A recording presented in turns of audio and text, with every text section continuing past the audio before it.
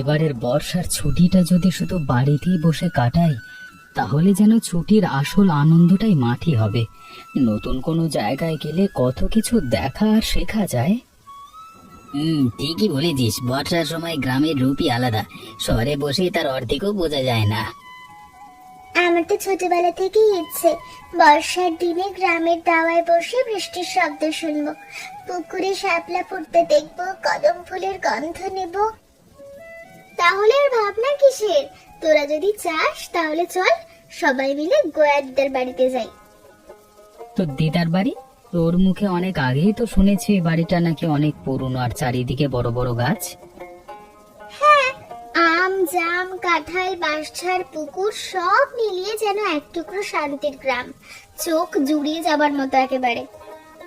তো দিদা আমাদের দেখি আবার কিছু মনে করবেন না তো রে, শুনেছি তো দিদা নাকি খুব কম কথা বলেন। ওমা, তা কেন করবেন? দিদা তো বরাবরই বলেন অতিথি এলে বাড়ির আনন্দ বাড়ে। তাহলে আর দেরি কেন, চল কাল সকালে রওনা দিই। ঠিক আছে, তবে আমরা সবাই নিজেদের কাজ গুছিয়ে নেব। যাত্রার সময় কেউ যেন দেরি করিস না। আর গ্রামে গিয়ে সবাই মিলে কাজে হাতও লাগাবো। শুধু বেড়ানো নয়, বড়দের কাছ থেকেও অনেক কিছু শিখবো। ওই বাড়িতে দিদার সঙ্গে আছেন ননি দিদি আর হরি কাকা।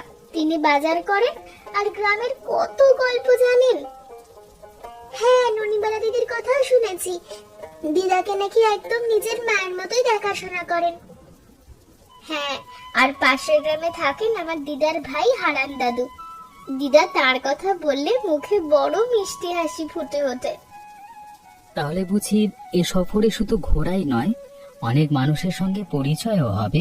এটাই তো ভ্রমণের সবচেয়ে বড় আনন্দ। প্রকৃতির কাছ থেকে মানুষ ধৈর্য শেখে, আর গ্রামের মানুষের কাছ থেকে শেখে আপন করে নিতে।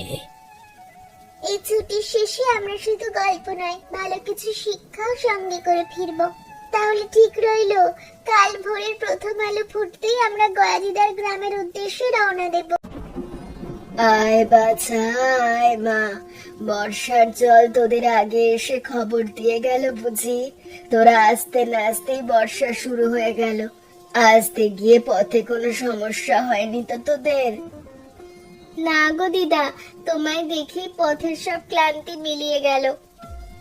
ক্লান্তি নিয়ে কেউ আবার আমার বাড়িতে থাকে না। আগে ভিজে কাপড়টা বদলে নে, তারপর মন ভরে গল্প হবে। আমি ঘরে শুকনো গামছার কাপড় রেখে এসেছি, হাত মুখ মুছে নিলে গরম দুধ আর মুড়ি এনে দিচ্ছি। ননি দিদি, তোমার যত্ন দেখে মনে হচ্ছে আমরা যেন বহুদিনের আপনজন। অতিথি এলে বাড়ি ভরে ওঠে, এই আনন্দই তো আমাদের সবচেয়ে বড় প্রাপ্তি। আজকে তোদের জন্য বাজার করতে বাজারে যেতে যেতে দেখলাম আকাশের রং বদলাচ্ছে।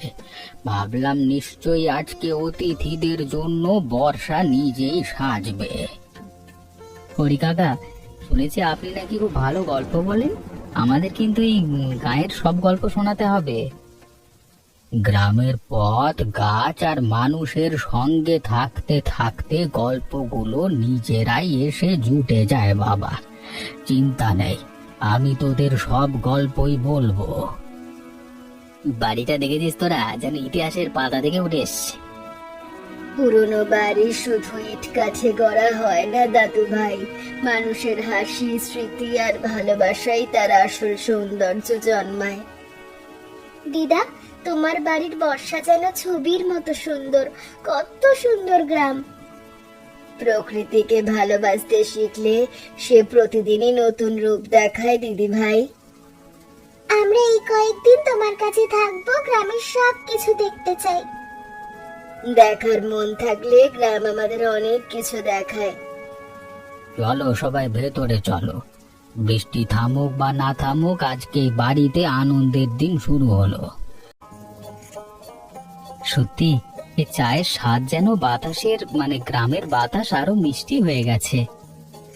শহরে এমন সন্ধে কোথায়, বৃষ্টি শব্দটাই যেন একটা মধুর গান। শহরে তো মানুষের জীবন যান্ত্রিক জীবন, গ্রামের বর্ষা কারোর সঙ্গে তাড়া করে না, ধীরে ধীরে মনটাকে শান্ত করে দেয়। সবাই ওই কদম গাছটা দেখ, বৃষ্টির জলে ফুলগুলো যেন হাসছে।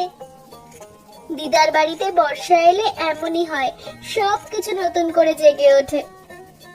একটা কথা বলি, এমন বৃষ্টিতে যদি গরম গরম পেঁয়াজও খাওয়া যেত, তাহলে সন্ধ্যাটা একেবারে পূর্ণ হয়ে যেত। আমারও ঠিক সেই কথাই মনে হচ্ছিল। পেঁয়াজুর সঙ্গে এক কাপ গরম চা, এর চেয়ে ভালো আর কি হতে পারে।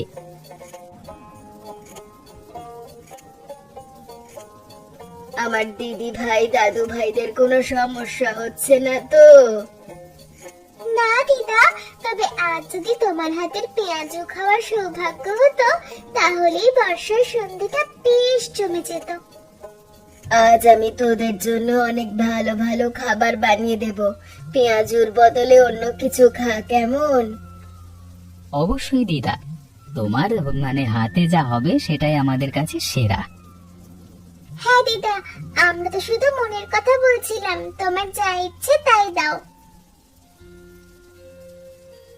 পেঁয়াজুর কথা বলতে দিদার চেহারাটা কেমন যেন দেখালো। পেঁয়াজু নিয়ে কখনো কিছু ঘটেছে নাকি?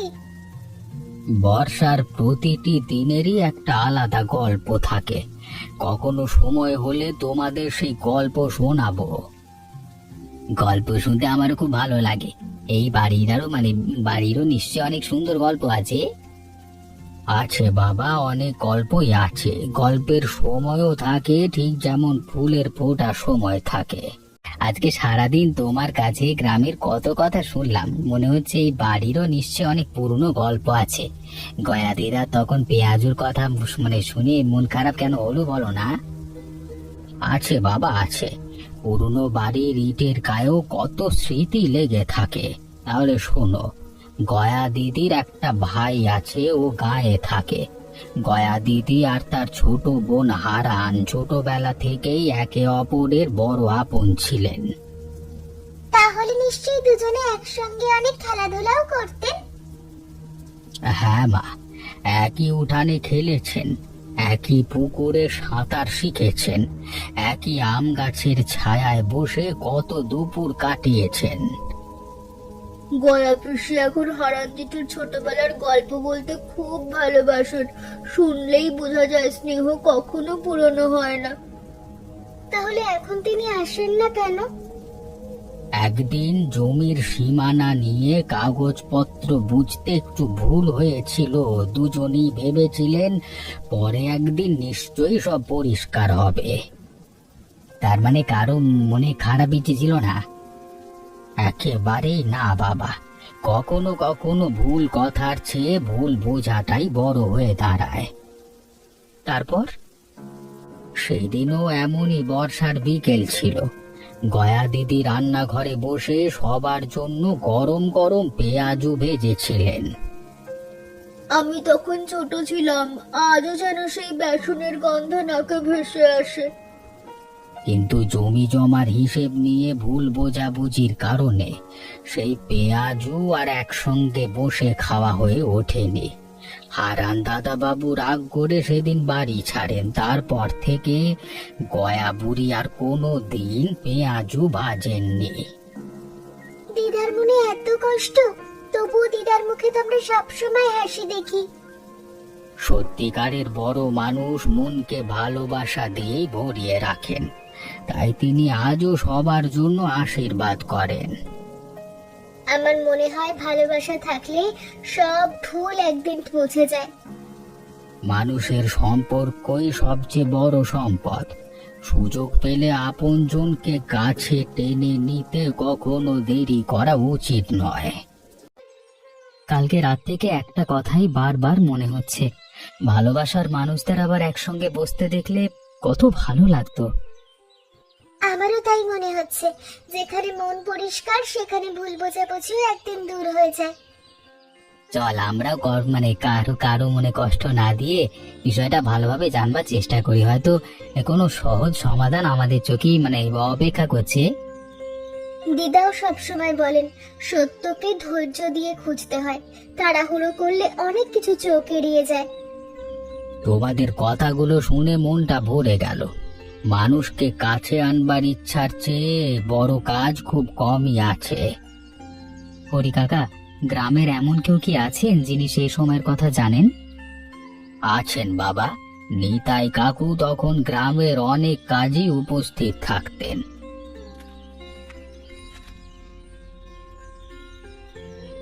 আরে শহুরে নাতিপুতিদের সাথে সকালের এই সুন্দর আড্ডা আমাকেও ডেকেছো নাকি?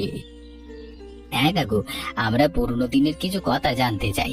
হারান দাদাও আর গয়া দিদির মধ্যে এই কি এমন হয়েছিল যে হারান দাদু বাড়ি ছাড়লো? যতদূর মনে আছে তখন জমির সীমানা নিয়ে সবাই কাগজ দেখে আলাপ করেছিলেন, পরে আবার নতুন করে মাপযোগও হয়েছিল। তাহলে নিশ্চয়ই কোথাও সেই নথিও আছে। থাকারই কথা, পুরনো সিন্ধুকে অনেক কাগজ যত্ন করে রাখা হয়েছিল।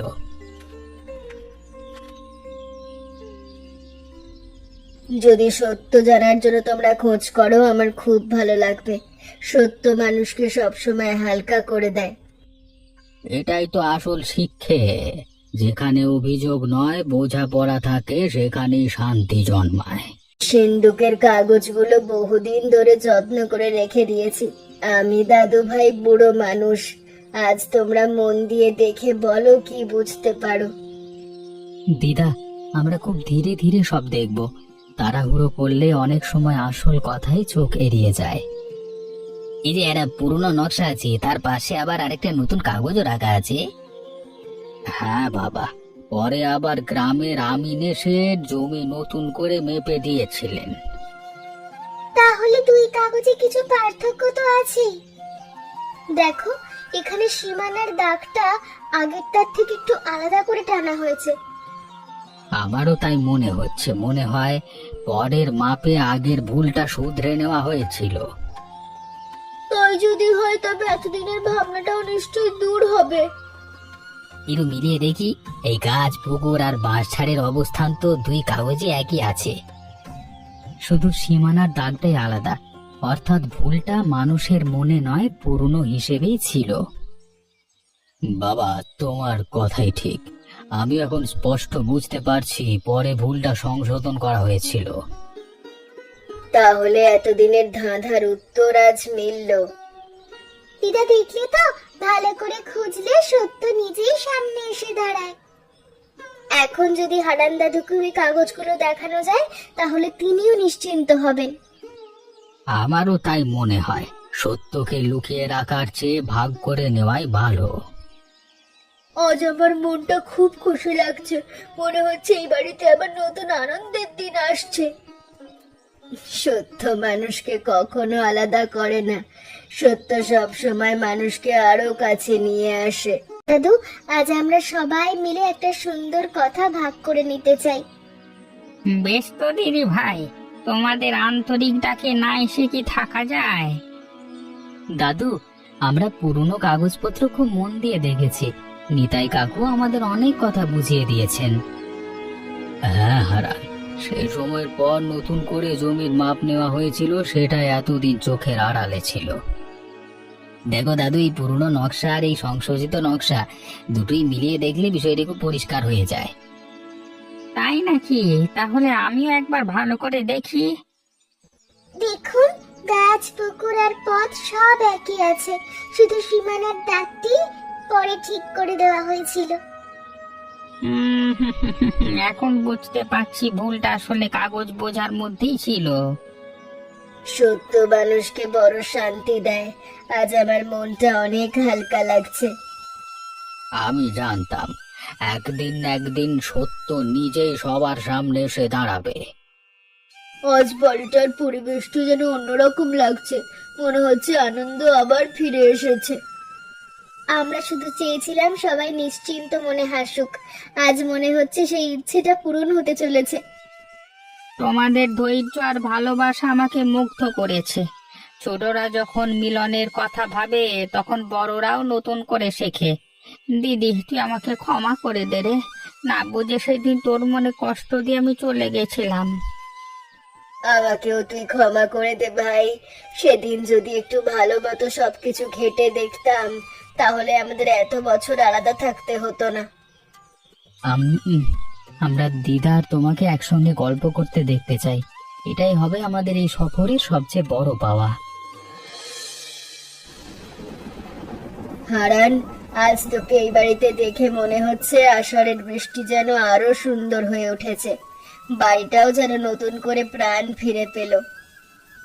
দিদি, এই উঠান, এই বারান্দায় কদম গাছ সবই তো আগের মতোই আছে। আজকে আবার সবার সঙ্গে বসে মনটা বড় আনন্দে ভরে গেল। দেখে খুব ভালো লাগছে। মানুষ যখন একসঙ্গে বসে কথা বলে তখন অনেক জটিল বিষয়ও সহজ হয়ে যায়। ভালোবাসার দরজা কখনো বন্ধ হয় না, শুধু একদিন কেউ না কেউ সেই দরজায় আলতো করে কড়া নাড়ে।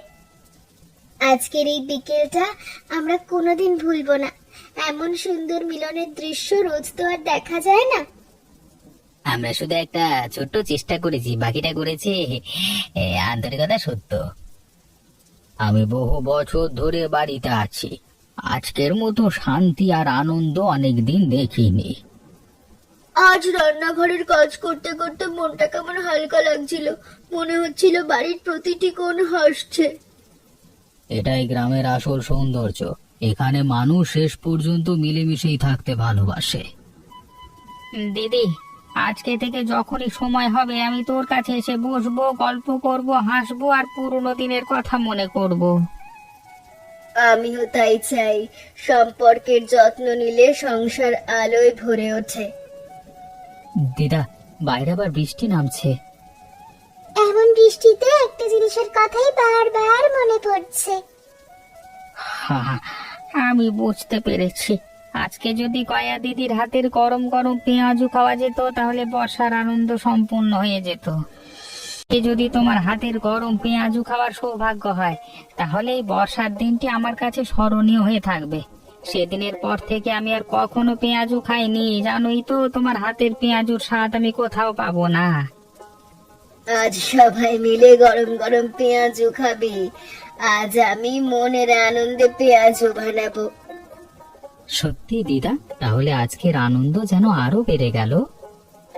আমি কাঠ এনে দিই, চুলার আগুন যেন ভালো করে জ্বলে। আমি বাসন মেখে দিচ্ছি, পিসি যেমন বলেন তেমন করে সব তৈরি হবে। আমি পেঁয়াজ কেটে দিচ্ছি, আজ রান্নাঘরেও যেন উৎসবের আমেজ।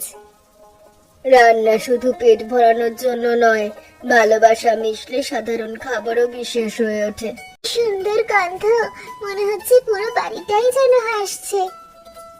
এই গন্ধে বর্ষার সন্ধ্যারও আপন হয়ে যায় বাবা, অনেক দিনের স্মৃতিও যেন নতুন করে ফিরে আসে। গরম পেঁয়াজের সঙ্গে এক কাপ চায়ের চেয়ে বড় আপ্যায়ন আর কি হতে পারে। তোমাদের এই ঝামেলা মেটাতে এসে আমিও বুঝি অতিথি আদর পেলাম। আজকে এই গন্ধ শুধু পেঁয়াজুর নয়, এতে আপনজনের স্নেহ আর মিলনের আনন্দ মিশে আছে। দাদু, তোমার কথাটা খুব সুন্দর। আজকে আমরা একটা বড় শিক্ষা পেলাম, সত্য আর ভালোবাসা থাকলে মানুষের দূরত্ব কমে যায়। সবাই হাতে হাতে পেঁয়াজু নে, গরম থাকতে খেলে সবচেয়ে ভালো লাগে। দিদি ভাই, আর একটু পেঁয়াজু নে, তোদের সঙ্গে বসে খেতে আমার খুব ভালো লাগছে। কতদিন বাদে আজ আমার বাড়িটা আবার আগের মতো জীবন পেয়েছে মনে হচ্ছে। দিদা, এ কদিনে আমরা শুধু বেড়াতে আসিনি, জীবনের অনেক বড় শিক্ষা নিয়ে ফিরছি। বই থেকে যেমন শেখা যায় তেমনি মানুষের জীবন থেকেও অনেক কিছু শেখা যায়। এবারেই আমি সেই শিক্ষা আমাদের সেই শিক্ষাই দিল। আজ বুঝলাম, কথা বললে অনেক জটিল বিষয় সহজ হয়ে যায়। নীরবতার চেয়ে আন্তরিক আলাপ অনেক বেশি মূল্যবান। আর ভালোবাসা যত ভাগ করা যায় ততই বেড়ে যায়। এটাই দিদা আমাদের শিখিয়েছেন। আজকের এই সন্ধ্যা আমি সারা জীবন মনে রাখবো। বর্ষার এই বৃষ্টি আমার কাছে এখন মিলনের স্মৃতি হয়ে থাকবে।